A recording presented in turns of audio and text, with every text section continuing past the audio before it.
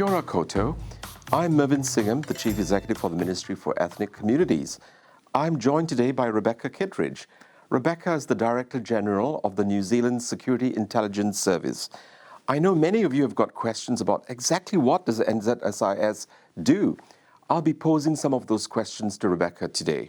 So Rebecca, I've heard you say this before, that communities can play a role in preventing violent extremism from actually occurring. Yeah. How can we play that role? What do we do? Well, it's a great question, and I really do believe that everybody has a role to play. This is something that we can all contribute to New Zealand's national security.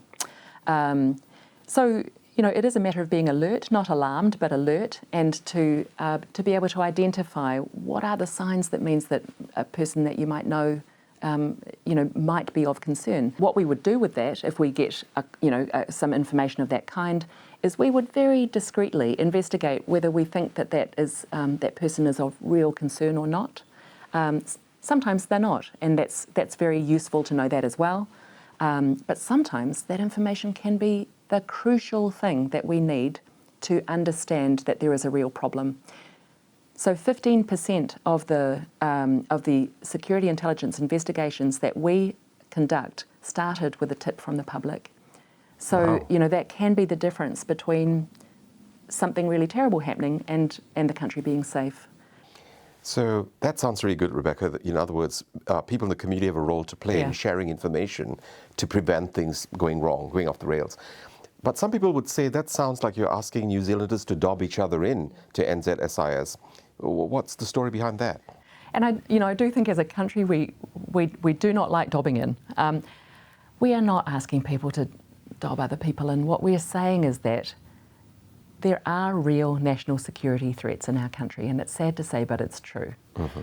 It's in all of our interests that where those exist, they're identified as soon as possible so that either there can be some course correction with that person, maybe we can involve other agencies, we can let them know in a very discreet way that there seems to be a problem. We could, if it's more serious, we can get police involved. They can investigate and disrupt whatever might be happening. So that it is so important that people will play their role in order that national security problems and concerns can be disrupted as soon as possible. And that's a great role that people can play. So if somebody raises information with NZSIS in the way you just described, do you tell them what's happened after you've investigated the matter, or do you keep that to yourself? We usually can't tell people what the outcome is. Right. What they can be absolutely confident about is that we will, with every single piece of information and lead that we get, we will investigate it properly. And the Royal Commission into the mosque attacks did say that we always properly investigated leads that we received. The reason we can't go back to people and tell them what happened is that often for national security reasons or for privacy reasons. We can't disclose that information. But what I do want to reassure people is that we take all of that information very seriously.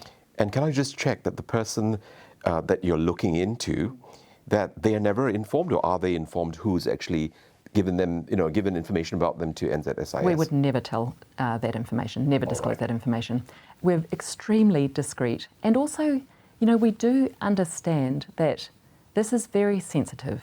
It's something that matters enormously to the individuals, and we are very, very careful about how we conduct those, those investigations or those inquiries.